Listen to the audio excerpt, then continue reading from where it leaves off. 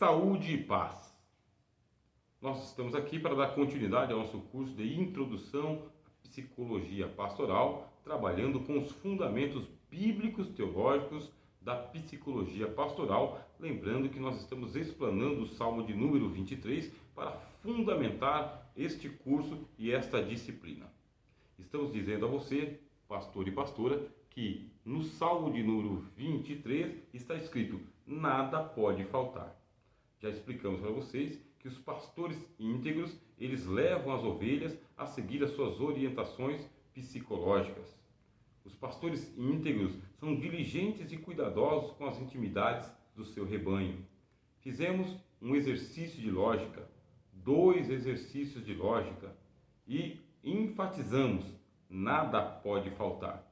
E agora nós vamos dar continuidade dizendo o seguinte: você não pode faltar com a gestão do tempo. Se você é uma pessoa diligente, um irmão e uma irmã diligente, um pastor e uma pastora diligente, você vai fazer uma excelente gestão do seu tempo. Como diz o ditado popular, Deus entregou a cada ser humano a mesma quantidade de horas por dia, 24 horas. E não somente aos homens Deus entregou 24 horas. Também os anjos precisam trabalhar nas 24 horas que Deus lhes disponibilizou. E não somente os anjos, o próprio Deus, quando você vai para o livro de Gênesis, ele tem 24 horas para poder fazer a sua criação. E por isso, ele vai diligentemente do primeiro até o 6º dia e no 7º dia ele descansa. Gestão de tempo é um grande problema para aquelas pessoas que são hiperativistas e superativistas. O que é o hiperativista e o que é o superativista? O superativista é aquele que está muito ativo. Está ativo e ativando todo mundo o tempo todo. Esse aí é o superativista. E o hiperativista é aquele que não descansa em momento nenhum e coloca todo mundo para correr. Todo mundo em pânico. Nós respeitamos as pessoas que têm esse tipo de conduta, mas já estamos trabalhando com isso como sendo uma problemática, tá bem? Você, pastor superativista ou hiperativista, tem um problema que tem que ser tratado. Você não pode alimentar o seu rebanho com hiperativismo e superativismo. Você precisa trabalhar o seu rebanho para que eles sejam conduzidos, como nós vamos explicar nas próximas aulas, a águas tranquilas. Isto é, o pastor precisa andar em passo de ovelha.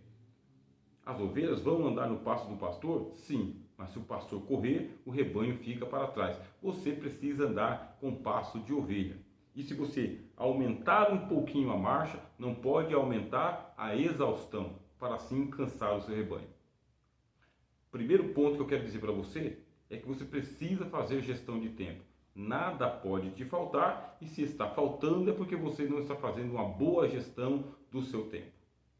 Começando por aqui. As próprias pessoas, elas levam um tempo para decidir se elas vão ou não procurar a ajuda pastoral. Entre aquele primeiro momento em que a pessoa começa a pensar: cometi um erro, estou fracassando, preciso de ajuda, vou buscar aconselhamento. Entre aquele primeiro momento em que a pessoa começa a se decidir se ela vai ou não procurar o seu gabinete, ou ligar para você, ou lhe mandar um recado no WhatsApp, até o momento em que ela finalmente decide que vai, existe ali uma lacuna de tempo. Essa lacuna de tempo pode acontecer muitas coisas com ela que fazem com que ela até se desanime. Talvez ela estava com euforia, com confiança, você já está trabalhando a sua idoneidade com o seu rebanho, já está demonstrando que você tem integridade, você já está começando a abrir o seu ministério e inclusive também o seu gabinete está bem mais acessível do que alguns meses atrás. Depois que você começou a fazer o curso de psicologia pastoral, as coisas estão mudando até na sua mentalidade. E as pessoas estão percebendo isso. Como nós dissemos aqui na aula anterior, algumas estão se afastando, mas elas vão retornar para você. Você está trabalhando a si mesmo, melhorando a si mesmo. Agora, as pessoas que estão ganhando confiança em você, pastor, em você, pastora, vão te procurar. Mas isso também leva tempo. As pessoas realmente vão administrando as suas crises até quando elas não aguentam mais. Ninguém quer ficar escancarando os seus segredos para uma pessoa que depois pode olhar para ela atravessado ou desconfiado. Aliás, pastor e pastora não pode lançar olhar atravessado para o seu rebanho.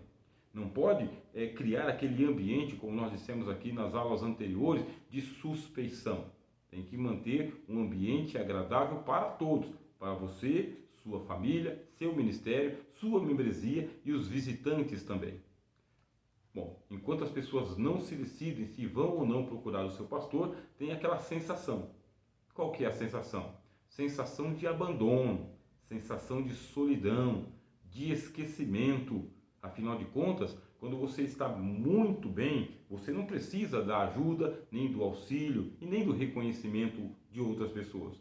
Você está presente em todos os trabalhos, em todas as ocasiões. Quando alguém levanta uma oferta na igreja, você já logo nota que a pessoa está entusiasmada, está participando, está ofertando, ela está dando ideias. Mas estas mesmas pessoas entram por graves crises pessoais, existenciais, financeiras e psicológicas também. Aí pronto, será que você notou a ausência dessa sua ovelha? Será que você notou a ausência desse obreiro? Certa vez eu ouvi uma expressão muito triste da parte de um pastor, a quem eu considerava muito. Ele dizia: se algum obreiro depender de uma visita minha para ir para o céu, ele pode carimbar o passaporte para o inferno, porque obreiro eu não visito. E ele esqueceu-se dos conselhos do Senhor Jesus, dizendo: vocês são irmãos. E o Senhor Jesus cuidou muito bem dos seus apóstolos. Assim como os amou no princípio, os amou até o fim. E aquilo me chateou demais com aquele pastor, e eu soube que não poderia contar com ele na hora em que eu mais precisasse. Muito bem, você tem um rebanho que depende do seu olhar pastoral. E o seu olhar pastoral está percebendo que tem gente que está se sentindo abandonado, que está se sentindo só, que está se sentindo esquecido. E não somente isso, essas pessoas começam a entrar por uma crise de autocondenação, de autoflagelação, de autopiedade, de autocomiseração. Essas pessoas começam a si mesmo se boicotar, começam a si mesmo se flagelar, se autocondenar. E tudo aquilo que ela ouviu durante os cultos, os sermões, os louvores, as orações, isso aí tudo esvanece simplesmente porque no momento de crise foi esquecida, abandonada, deixada de lado. Ninguém se importou com ela. Ora, você está mudando a sua história. Você está mudando a sua página. Você está mudando o seu entendimento das coisas. Portanto, comece a tomar nota das pessoas que deveriam estar mais frequentes e já não estão mais, que tinham muito mais alegria e já não tem mais, porque elas são responsabilidade sua, tá bem? Estão sendo contadas por Jesus na sua conta pastoral. Olha, a sensação de abandono, solidão, esquecimento e autocondenação tem vencido o ânimo de muita gente. No começo, essa pessoa estava pensando: eu vou procurar o meu pastor, eu vou procurar a minha pastora, vou abrir o meu coração para ele, vou conversar com ela. Aí, de repente, ela mandou para você um recado, um paz do Senhor. E ao invés de você responder com a paz do Senhor, você disse: oi, tudo bem? Sabe que isso acontece comigo muitas vezes? Eu saúdo as pessoas com a saúde e com a paz e com a alegria e elas me devolvem um oi, tudo bem? Muitas vezes eu fico pensando: aonde foi parar a paz desta pessoa?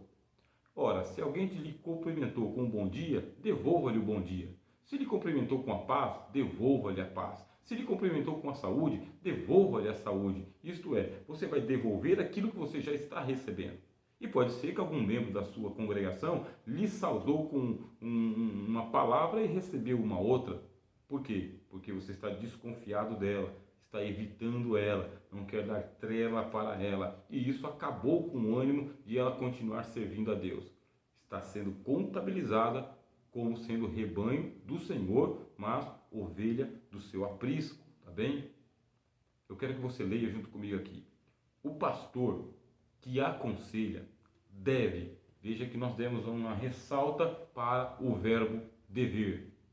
O pastor que aconselha deve reservar tempo para o diálogo comum. Veja que nós destacamos a palavra diálogo comum. Mas também precisa separar ou até mesmo agendar um momento para o diálogo terapêutico.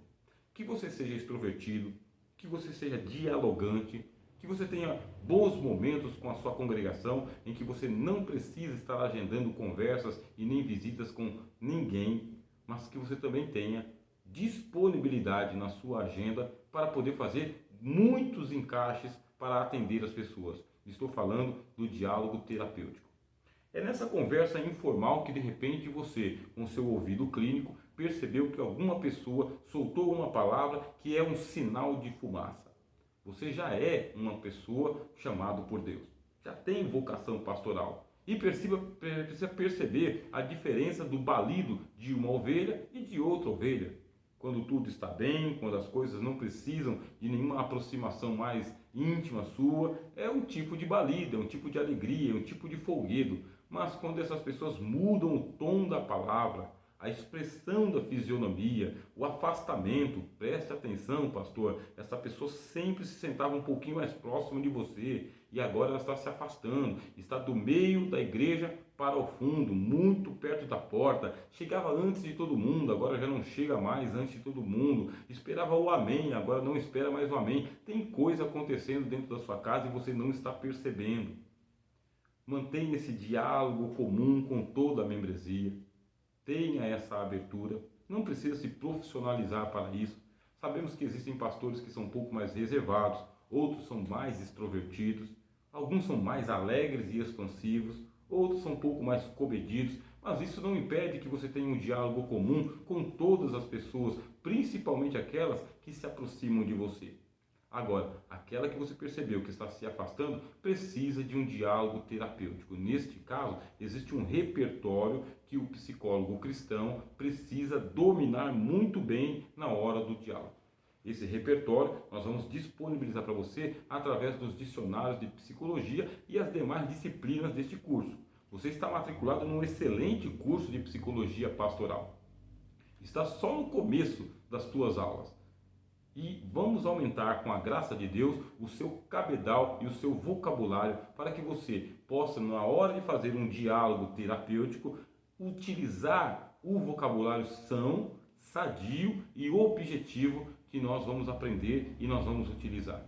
Você não pode desperdiçar o seu tempo, nem o tempo da pessoa, com palavras frívolas, tá bem? Mas eu quero trazer um lembrete para você. E o lembrete é muito importante. Lembrete é aquela fitinha que você amarra na ponta do dedo. Lembrete é aquele bilhete que você deixa ali na porta da geladeira. Lembrete é aquele alarme que você coloca no seu celular. Lembrete é para ser lembrado. Existem oportunistas com tempo de sobra na sua congregação. Esses oportunistas vão atravessar o caminho destes irmãos que estavam indo para o seu gabinete pastoral, que estavam indo te procurar. Porque muita gente, antes de procurar o pastor e a pastora, procuram os oportunistas, gente desocupada da congregação, gente desocupada da comunidade. E essas pessoas podem ouvir o que ele tem a dizer antes de você, meu irmão e minha irmã. Vão atravessar o seu caminho e podem desorientar esta pessoa. Ou então podem mal orientar esta pessoa. Preste atenção. Davi tinha um reino gigantesco. E ele tinha um moço dentro de casa chamado Absalão. E esse moço, Absalão, ele fazia com que as pessoas viessem até ele e não fossem até Davi. Por quê? Porque ele já estava conspirando contra o seu pai. Você, pastor e pastora, não encontra tempo para fazer gabinete pastoral, aconselhamento com a sua igreja, um diálogo terapêutico? Tem gente com tempo de sobra para fazer isso por você. Infelizmente, não vai ter a formação que você tem, e nem o chamado que você tem, e nem a responsabilidade que você tem. Daqui a pouco, essa pessoa está aí fazendo um motim dentro da sua congregação e você pensava que ele era seu filho, mas ele é o Absalão. Isto é um lembrete, tá bem? Existem oportunistas com tempo de sobra, os quais atravessam o caminho dos irmãos e chamam para si notoriedade. Daqui a pouco está todo mundo ouvindo ele e já não está mais ouvindo você. Nada pode te faltar. Por isso, faça gestão de tempo. Mas também aprenda a fazer gestão de gente. Não estou falando de recursos humanos.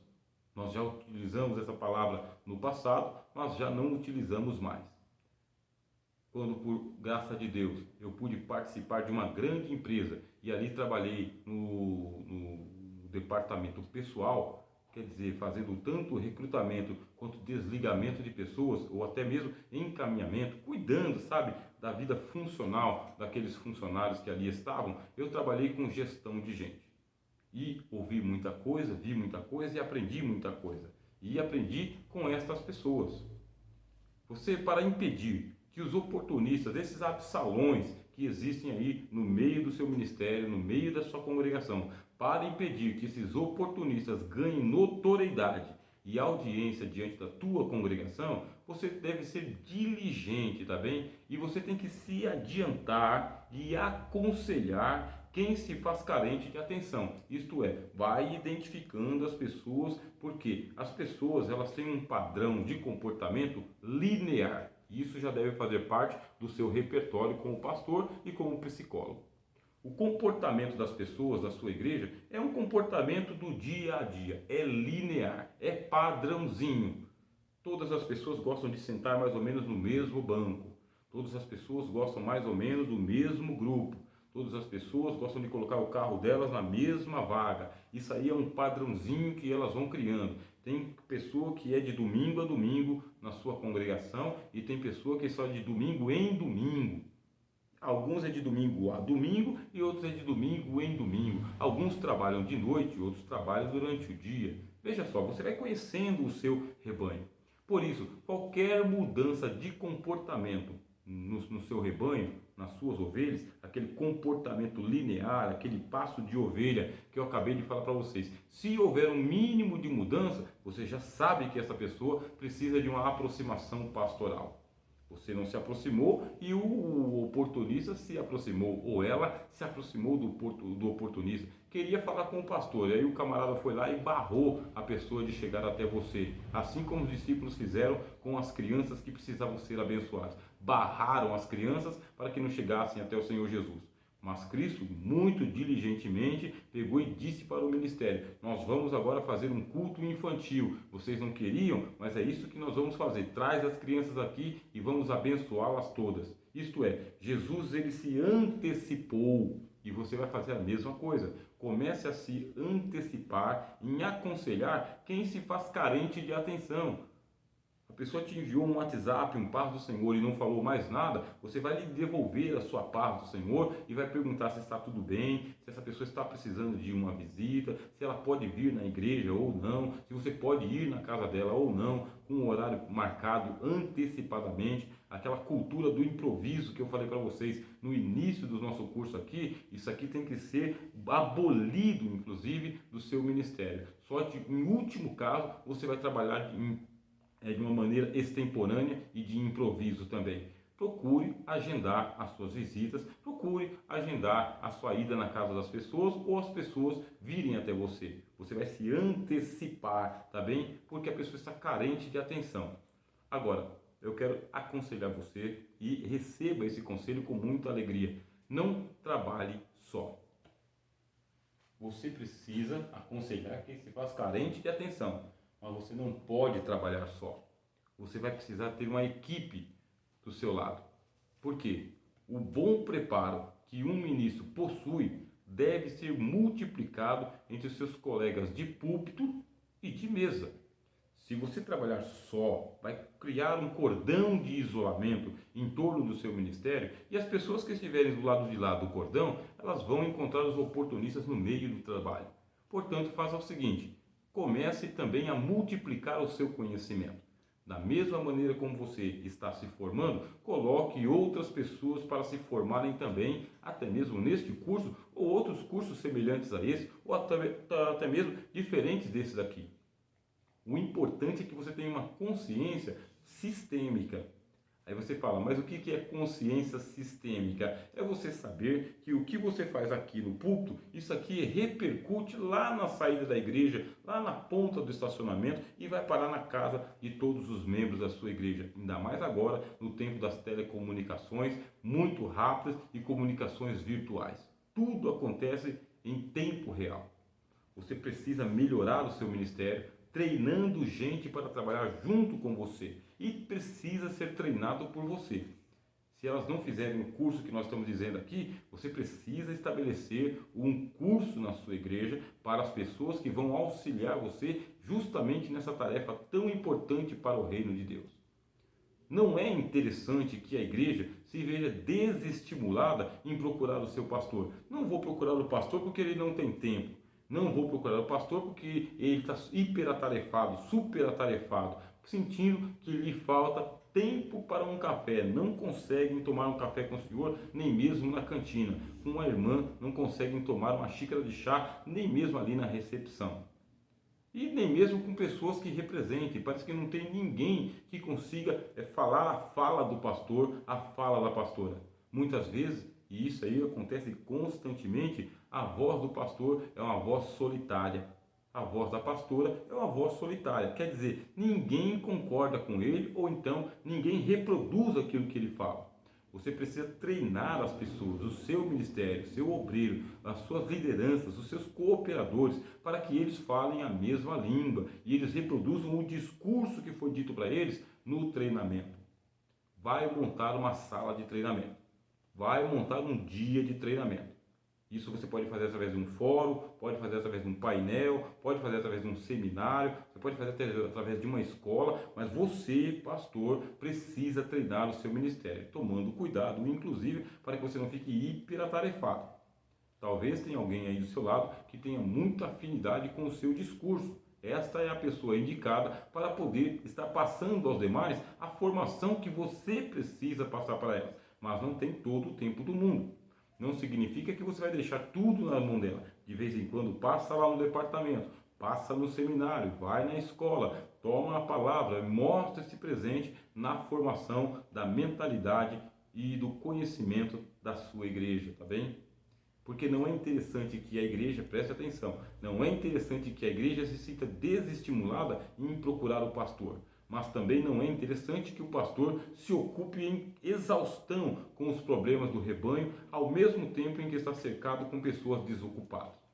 Existem muitos pastores que são centralistas e, por serem centralistas, não delegam funções, não confiam no seu ministério, tudo fazem, cantam, oram, pregam, visitam, faz tudo, não treina ninguém e aquelas pessoas que recebem treinamento ficam ostracizadas, abandonadas ao escanteio. Isto não é interessante, nem para o senhor, nem para a senhora e nem para essas pessoas e nem para o teu rebanho. Cria um ambiente tranquilo, tá bem? E é por isso que eu vou dizer para vocês o seguinte: faça gestão do ambiente. Gestão de tempo, gestão de gente e gestão também do ambiente onde você vai ministrar os seus aconselhamentos. Por quê? Às vezes você pode dar um atendimento público.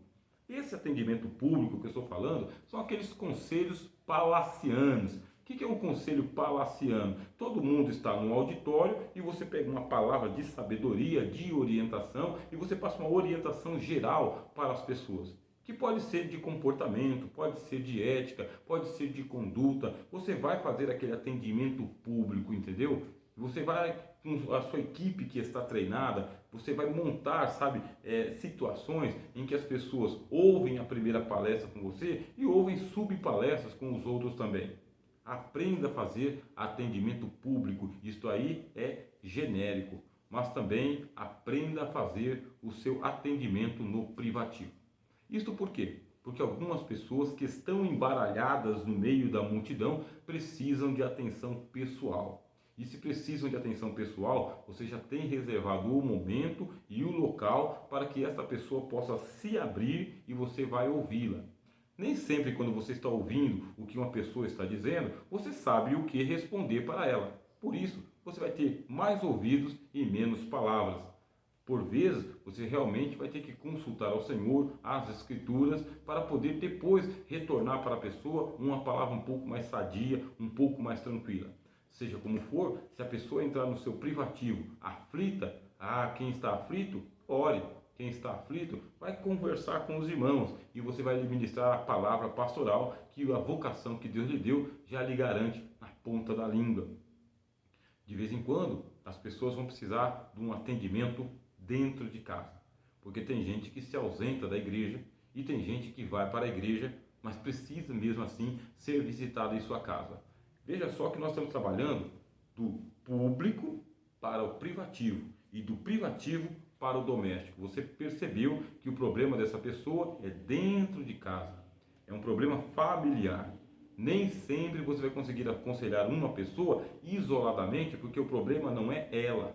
Tem gente que o problema é na casa em que ela está vivendo, é com outras pessoas que podem não ser crentes, podem não ser evangélicos, podem não ter a mesma fé, ou então o problema é mesmo com a pessoa que está causando o problema dentro da casa dela. Aí você vai levar o seu gabinete pastoral num horário marcado para dentro daquela casa.